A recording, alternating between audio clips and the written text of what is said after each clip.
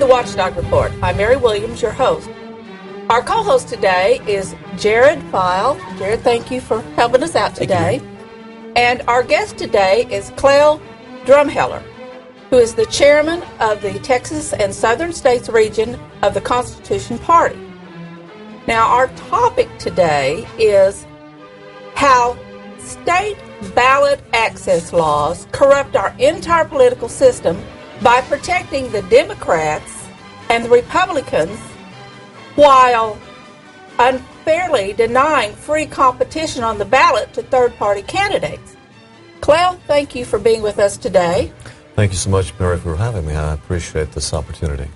Glad to have you. Well, when I was looking at this subject, I was really shocked to learn that until the 1880s in this country, it was the parties themselves who printed and distributed the ballots to people, to the voters, not the government.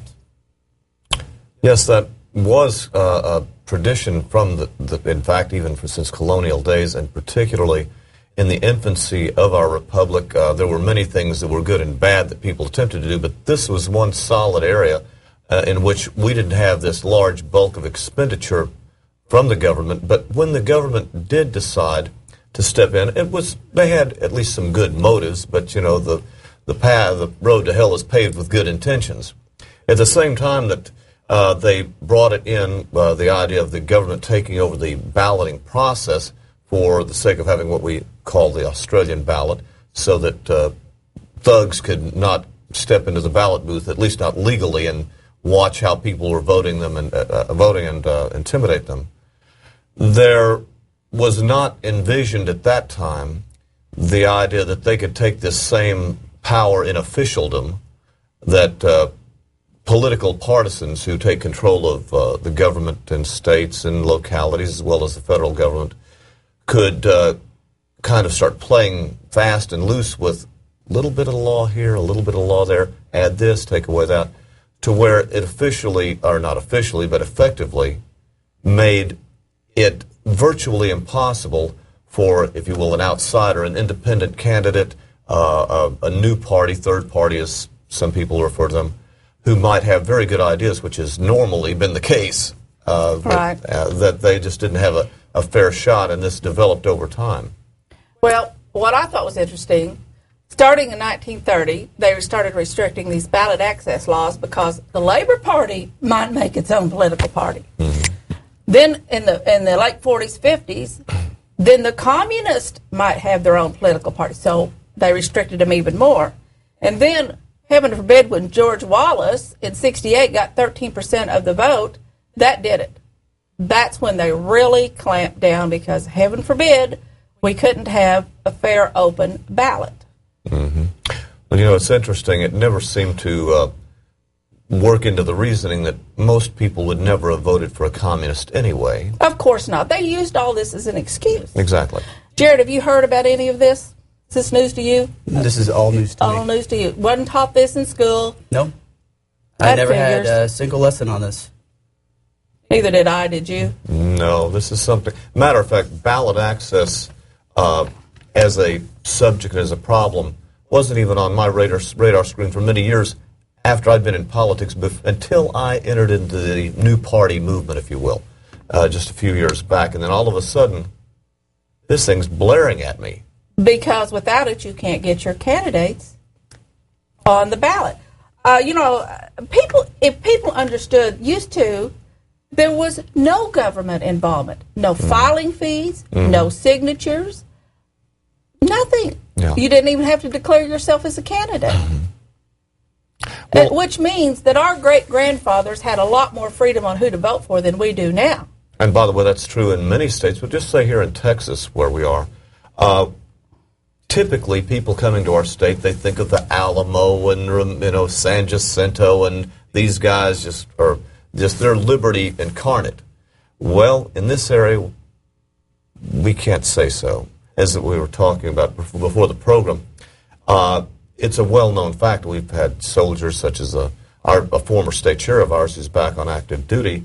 He's spent two tours in Iraq, and the fact is they have like 40 choices, which are their protection of these choices for all the people is guarded by our own military very carefully. But when our military come home, or heaven forbid those who have died in that theater or elsewhere around the world, they come home to Texas, effectively they only have two choices. In fact, did you catch that? The people in Iraq have more ballot choices than we have here. Yes. That brings me to another question: is why can't candidates from other parties run in the primaries? Well, we don't have open primaries in this state. That's a Texas law. And by the way, it should be understood that states under the Constitution have the right to set the certain requirements for their elections.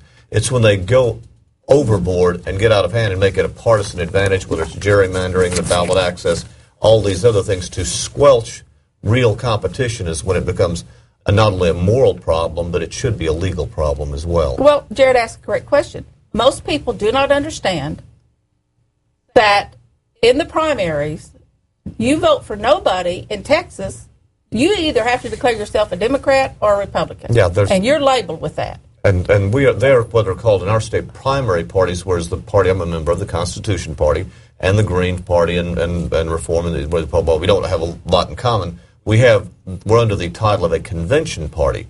And if someone in our state votes in one of the two major parties' primaries, of all the states in the Union, only Texas has this. It's called ballot screen-out. They vote in that primary. It is against the law for them to even so much as sign one of our ballot petitions. That happened to me. Mm-hmm. That's exactly right. I voted in the Republican primary, and I wanted to sign the ballot for Chuck Baldwin to be able to get on the ballot. I could not. Mm-hmm. My rights were gone. That's not free and open election. And I don't like having to declare myself one way or that. Of course, that's Texas state law. Speaking of that, let's give a little history on Texas on this ballot access. Well, from the early 1900s up until the mid to late 1960s, there were none of these onerous restrictions in Texas. We were kind of, Florida and a bunch of other states had kind of glommed onto this neat little, Democrat/Republican trick first. But when they finally did get it, the Republicans were just starting to come into their own at that time, but it was still a heavily Democrat state.